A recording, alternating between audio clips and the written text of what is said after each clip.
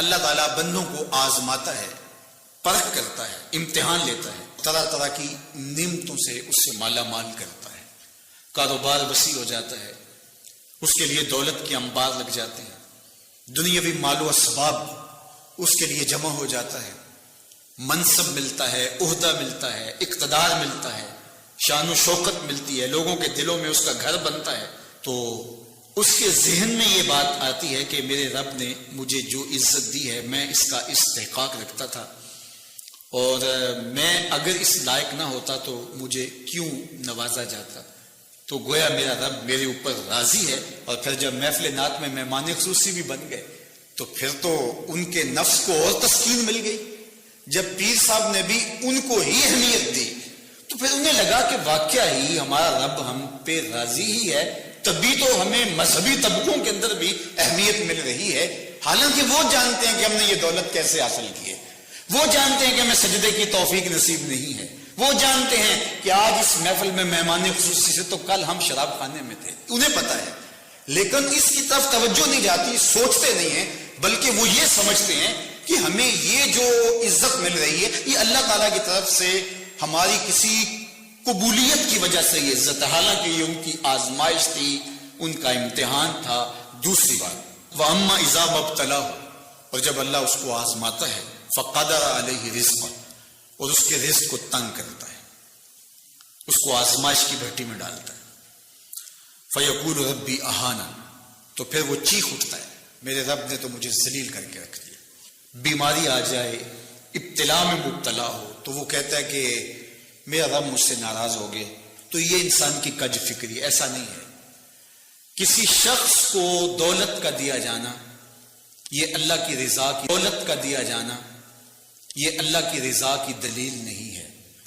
اور کسی شخص کو غربت کے امتحان میں ڈالا جانا یہ اللہ کی ناراضگی کی دلیل نہیں ہے۔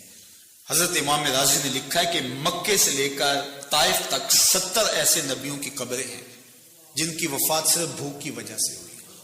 تکلیفوں میں، آزمائشوں میں، امتحانوں میں، ابتلاؤں میں اس کے بندے رہے۔ میرے اور آپ کے آقا و مولا حضور ختمی المرتبت کے گھر میں کبھی برابر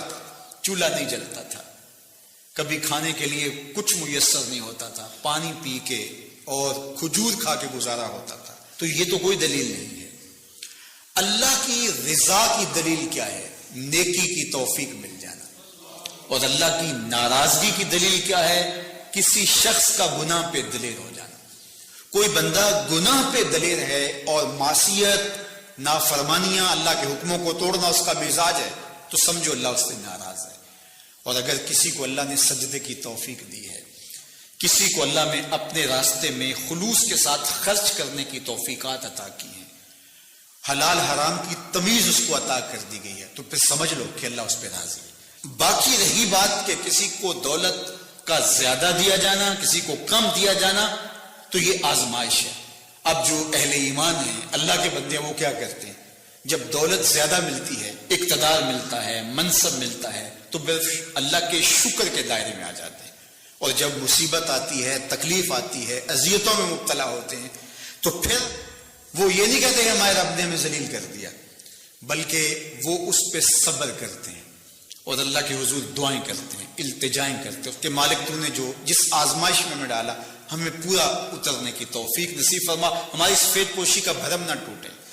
اور ہمیں اس مشکل وقت سے بچانا کہ جب ہم کفر تک لے جائے۔ اور جب ان کو دولت مندی دی جاتی ہے تو وہ ڈرتے ہیں کہ اللہ ایسا نہ ہو کہ یہ دولت ہمیں فرعون بنا دے،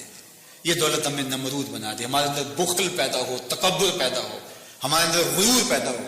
تو وہ اس حالت کے اندر اللہ تعالیٰ کا شکر یا دوسری حالت میں اللہ کے حضور صبر کی توفیق مانگتے ہیں